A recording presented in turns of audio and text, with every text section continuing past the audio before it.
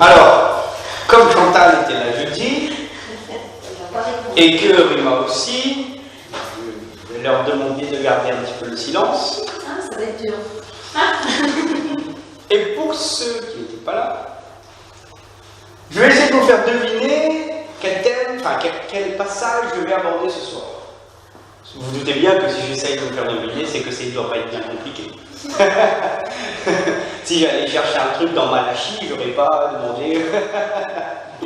Et donc, c'est une histoire dans la Bible qui est connue des chrétiens et des non-chrétiens, des fois même beaucoup des non-chrétiens, c'est incroyable. Et cette histoire-là, on pourrait en créole la traduire par petit H et coupe gros bois. Donc les petites haches coupent de gros troncs pour ceux qui ne comprennent pas le créole. Et voilà. Donc avec deux chevals, sans prendre la note du père Fouras, qui peut me dire de quelle histoire il s'agit? Ah, merci Eric. Merci Eric. Eric, on va l'appeler le sniper.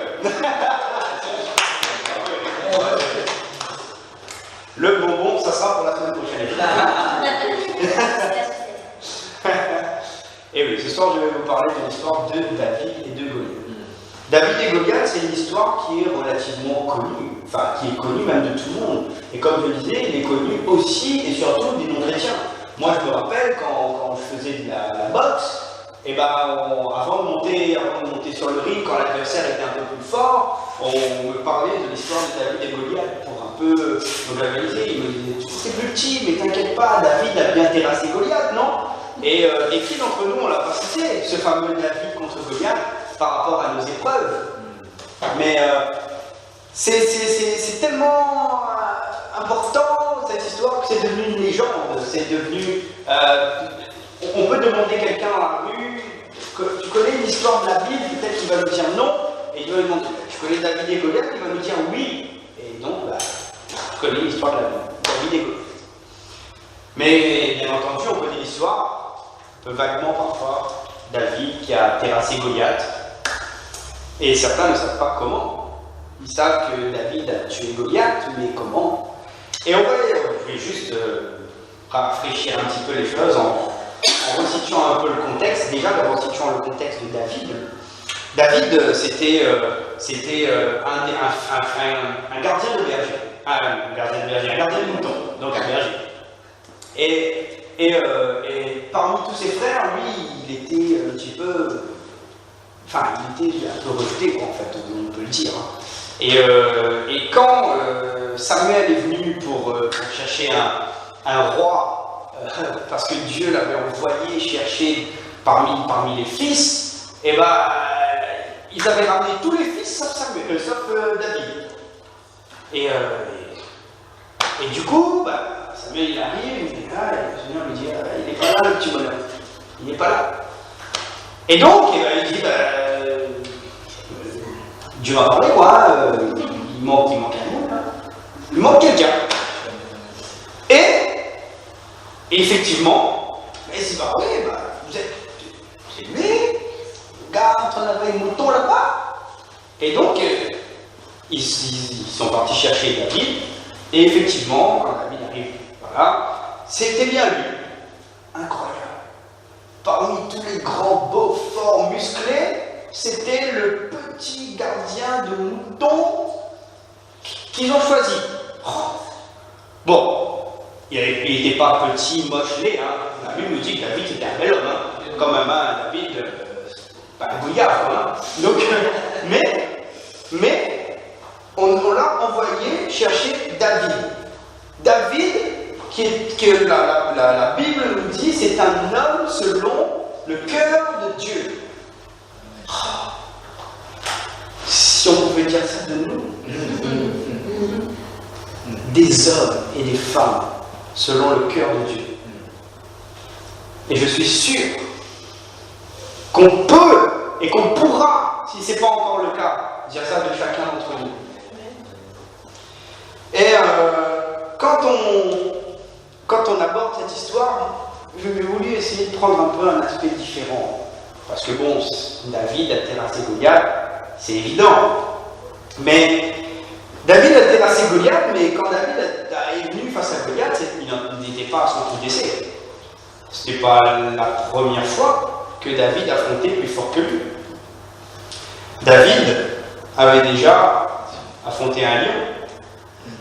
David avait déjà affronté un ours.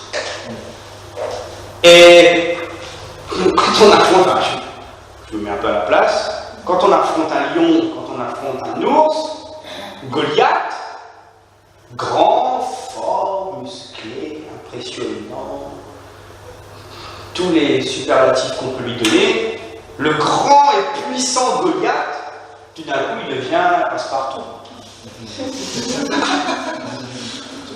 Il faut être réaliste, hein. Un lion et un ours. Un lion et un ours. Enfin, c'est pas la petite peluche qu'on attrape à la fête foraine avec le grappin, c'est un truc à vous. Goliath, faut pas se demander. Et pourtant, c'est ce même Goliath qui arrive devant le peuple juif et qui les intimide à un point, on peut même pas imaginer. Il se postait là devant eux, et eux, ils ne vont pas attaquer ça quand même, c'est trop fort pour nous. Et il a fallu David, avec sa foi en Dieu incroyable, qui pour moi était sans limite, pour dire au roi Saül, moi je vais aller te le battre, ton Goliath. Ça va, il ne va pas faire long feu. Hein. Il ne va pas rester longtemps debout comme ça, devant nous, là, devant le peuple de Dieu. Vous réalisez, vous êtes le peuple de Dieu et on a peur d'un Philistin. C'est quoi ce délire? Arrêtez de déconner, les gars. Allez, allons. Et David est parti. J'aimerais qu'on relise ensemble dans 1 Samuel 17, 36 à 40. Puisque ton serviteur a tué des lions et même des ours, il abattra bien cet incirconcis de Philistin comme l'un d'eux, car il a insulté les bataillons du Dieu vivant. Puis David ajouta, là c'est David qui parle, et on peut voir sa foi en Dieu. L'Éternel, qui m'a délivré de la griffe du lion et de l'ours, me délivrera aussi de ce Philistin. Finalement, Saül dit à David, vas-y donc, et que l'Éternel soit avec toi. Puis, il lui fit revêtir sa propre armure. Il lui fit mettre un casque de bronze et endosser sa cuirasse.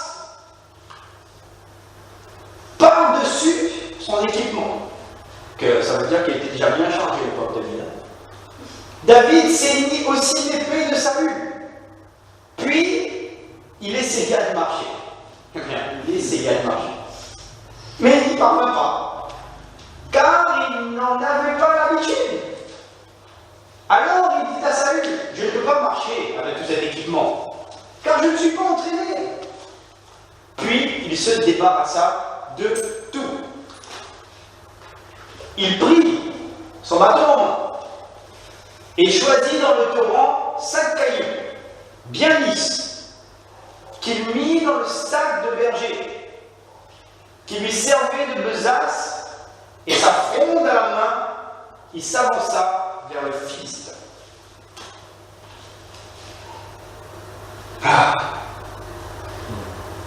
Premier verset de 36 à 37, ça nous resitue le contexte du lion, de l'ours.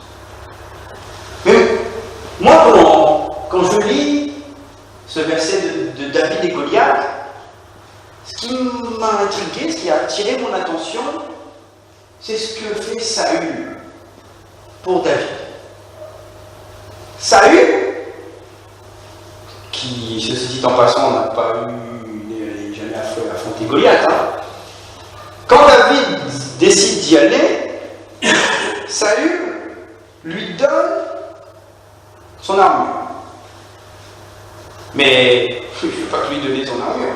Il le charge bien, le petit David. À ton affaire. Et il prend, il met. Et comme si après c'était pas fini, il te dit tiens, mon épée. David, j'imagine le pauvre David. Comme si qu'un papa Michelin pouvait vaincre. Et David, il n'avait pas terrassé le lion et l'ours avec l'armure de Saül. David, il a terrassé le lion et l'ours avec sa fronde et certainement son bâton de berger.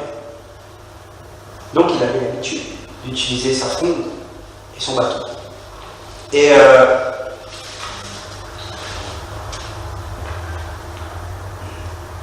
il a décidé d'aller avec ce qu'il avait. C'est incroyable. Il a décidé d'aller affronter Goliath avec ce qu'il avait. J'ai envie de vous dire, on a tous quelque chose. Peut-être qu'on sous-estime un peu trop parfois. Mais c'est cette chose. C'est cette chose qui va faire qu'on va terrasser le Goliath de notre vie.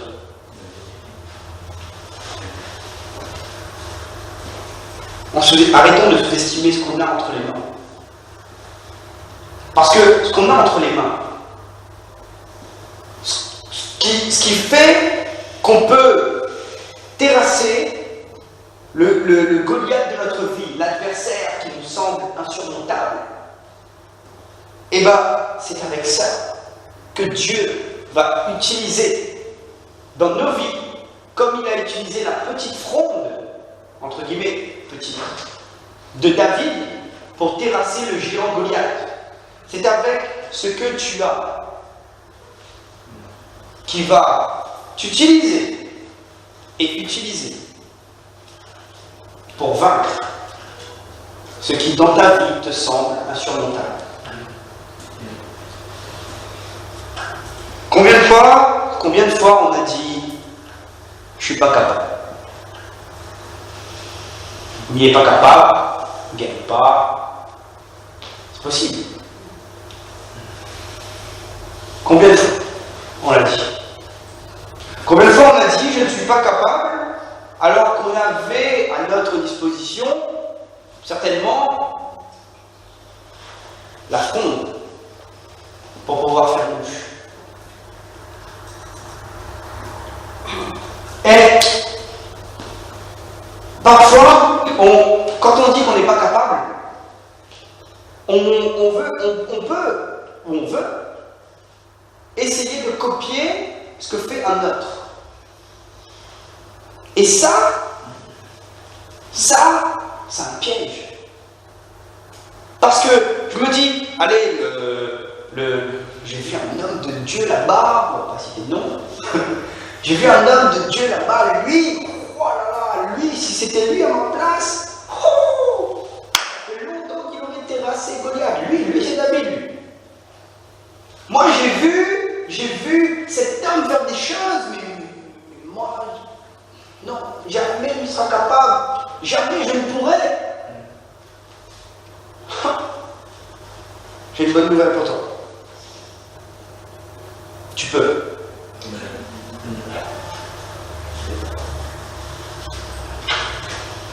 Prends l'armure de Saül et dépose-le.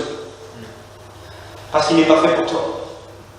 Ce que l'autre est capable de faire, ce que l'autre fait, n'essaye pas de le copier. Mais tu es capable d'en faire autant. Parce que tu as Dieu avec toi. Ça, c'est quelque chose qui, au tout début, quand j'ai donné ma vie au Seigneur, j'ai voulu faire ça en fait. Je me disais, mais waouh, mais oui, bien sûr, il faut des modèles dans notre vie. Mais moi, mais c'est sûr que jamais je vais pouvoir faire ça. Et effectivement, je ne l'ai pas encore fait. Voilà. Et si je ne l'ai pas encore fait,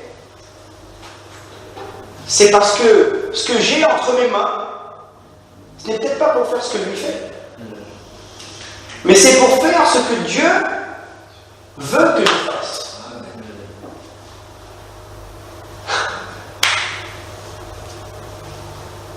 Je vais faire une petite aparté. Petite aparté parce que... Pourquoi... Moi, je me pose une question. Pourquoi David a pris 5 cailloux? Pourquoi? Merci. Pourquoi? C'est le cœur.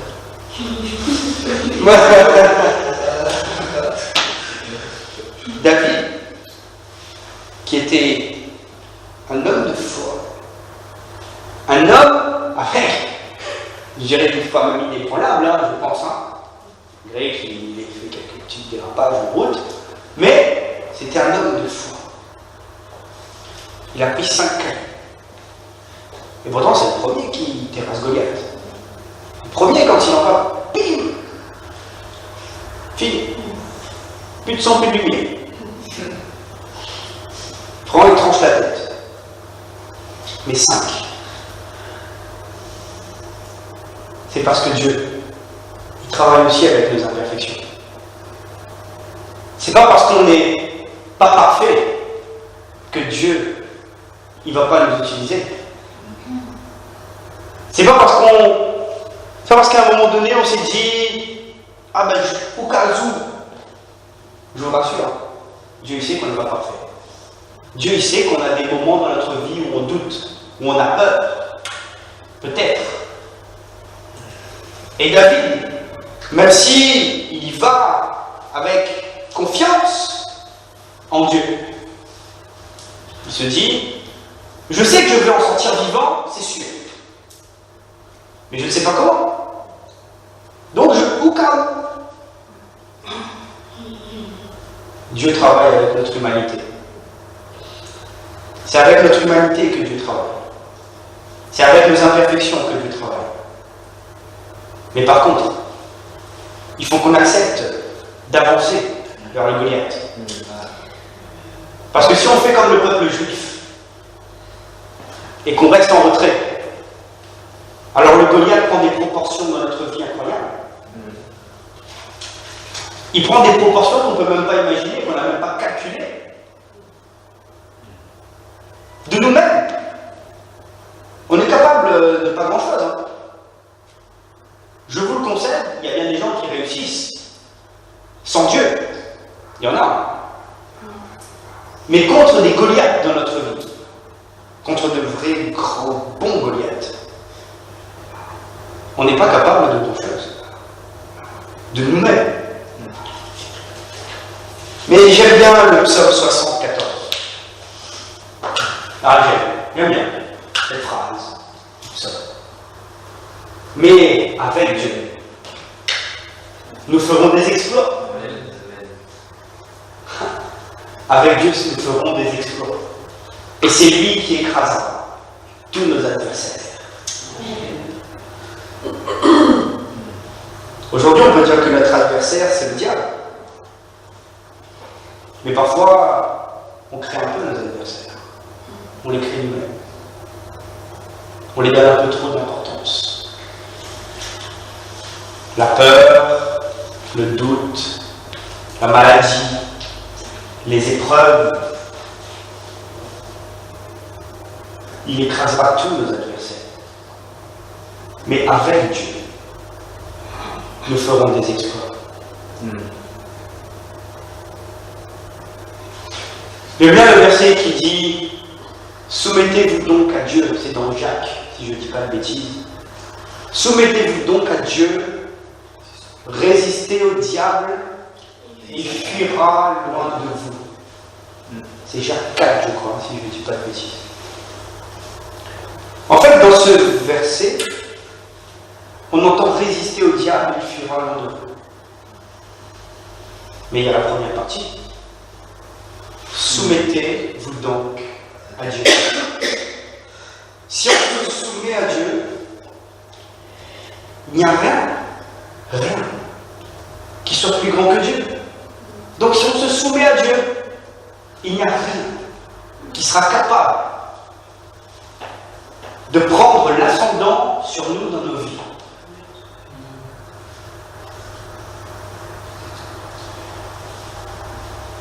Dieu est fidèle. Ce qu'il dit, il le fait. Et on va prendre quelques petits exemples. Qu'est-ce que tu peux avoir entre les mains? Toi, qu'est-ce que tu as entre les mains? Parfois on sous-estime. On dit moi je ne peux pas parler aux gens. Je peux pas. J'y arrive pas. Ah non, je peux pas, c'est pas pour moi. Moi, j'aime bien prier. Mais bon, ça sert? Point d'interrogation. Si tu aimes prier, prie. C'est ta fronde et ton calme. Si tu te sens à l'aise pour parler aux gens, sors et parle aux gens. C'est ta fronde et ton petit caillou. Si pour toi, rester, prier pour des gens malades, tu dis oui, mais bon, et bien c'est ta fronde et ton petit caillou. Si pour toi, méditer la parole, chaque jour, profondément,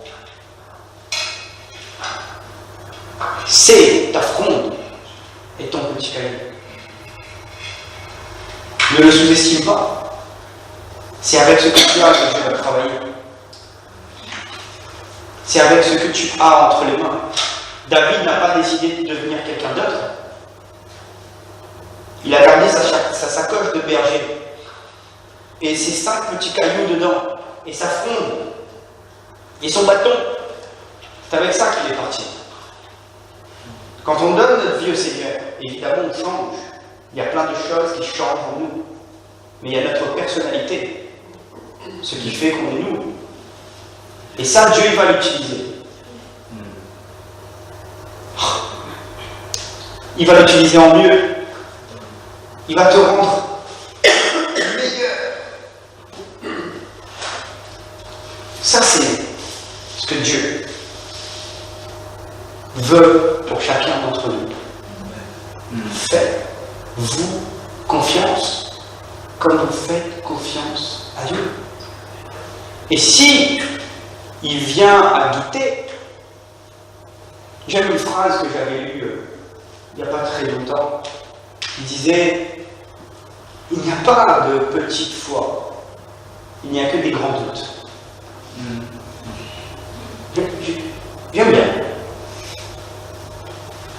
Parce que plus le doute t'envahit, plus tu te laisses envahir par ça, et plus tu... C'est comme si c'est ce qui sort en fait. C'est ce que tu vas te donner. Tu vas te donner du doute. Au lieu de donner de la confiance, au lieu de donner, tu donnes du doute.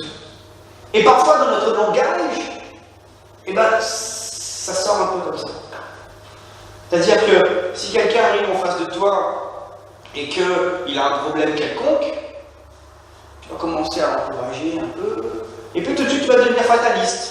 Mais discrètement, hein, sereinement un peu, je dirais. C'est-à-dire que tu vas arriver, oui, mais tu sais, le Seigneur est puissant pour guérir, pour sauver, il va te bénir. Et puis au fil du temps de la conversation, tu vas dire, oui, écoute, voilà, je vais prier pour toi, c'est bon, voilà, je vais prier pour toi, et puis, moi, alors, comment ça va? Bon, je te donne le numéro du kiné maintenant, c'est bon, j'ai raté mon truc, donc je te donne le numéro du kiné. Voilà. Bien sûr, il faut voir des kinés aussi, de temps en temps. Mais par contre, Dieu, c'est un super kiné. Et parfois, on a beaucoup l'épreuve. C'est fou, hein?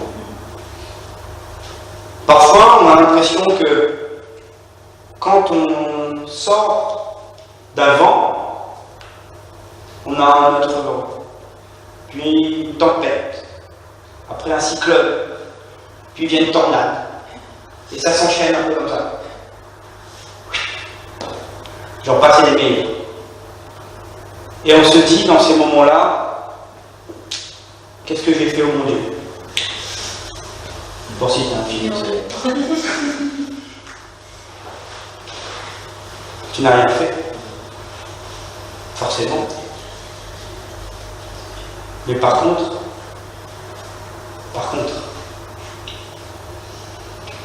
remets cette situation à Dieu. Mais vraiment. Ne viens pas devant lui comme pour te débarrasser de l'affaire. Seigneur, c'est ton affaire maintenant, vas-y, prends. Viens devant lui avec une conviction, avec une vraie conviction, que la prochaine action que tu vas faire, que l'avancement que tu vas faire devant ton Goliath, et bien maintenant, tu vas le terrasser. Ce pas que tu vas faire, ce pas de foi que tu vas faire face à Goliath, tu vas le terrasser. Parce que, il ne faut pas croire, mais moi je pense que Goliath était un grand peureux. Ça vous étonne?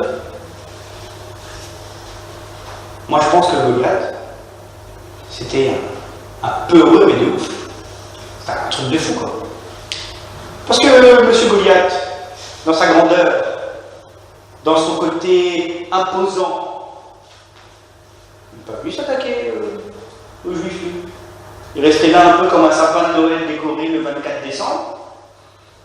Et il demande celui qui est fort, et bien qu'il vienne. Ouais. Mais si lui, il était vraiment fort et qu'il n'avait pas peur, il aurait été dévasté le peuple. Si on lui dit vraiment, on reconnaît cette puissance, ce côté colosse, géant, eh bien il aurait été. Mais il y aurait été. Il restait là, planté. Mais si nous, on ne fait pas le pas d'aller vers lui, ben, il va rester là devant nous. Et nous, on va se regarder à distance, on va s'envoyer des politesses. Ouais, Goliath, bien. Ça va rentrer une habitude. Ça va devenir une habitude de notre vie. Et le matin, tu vas te lever et ta circonstance va faire. C'est un peu comme si tu t'ouvres. Oh, Goliath, ça va? Mais tu t'habitues à sa présence, tu t'habitues à la présence de ton épreuve. Tu t'habitues à ça, comme si tu ne peux jamais passer au-dessus, comme si tu ne vas jamais passer au-dessus. Bah maintenant, vu qu'il est là, il fait partie du décor, c'est bon, parce que si on a planté un lampadaire devant ta maison, c'est exactement pareil. Mais non! Avance vers lui, avance, va le chercher, fais marcher ta foi, aie confiance en Dieu, va chercher ce Goliath. Et c'est avec ce que tu as. Parce que s'il y a un Goliath devant toi, Dieu a forcément prévu d'affronter ton petit caillou.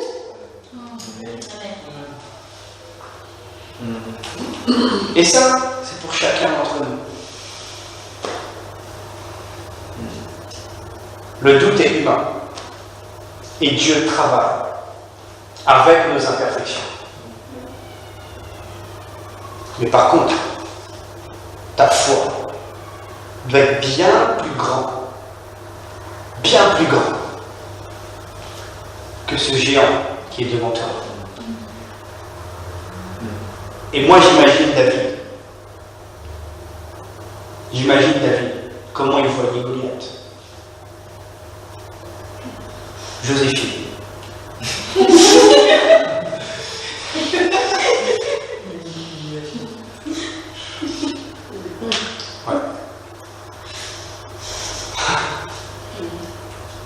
Voyez vos épreuves. Quand on peut regarder Joséphine. Parce qu'on ne regarde pas Joséphine en haut. Regarde Joséphine en bas.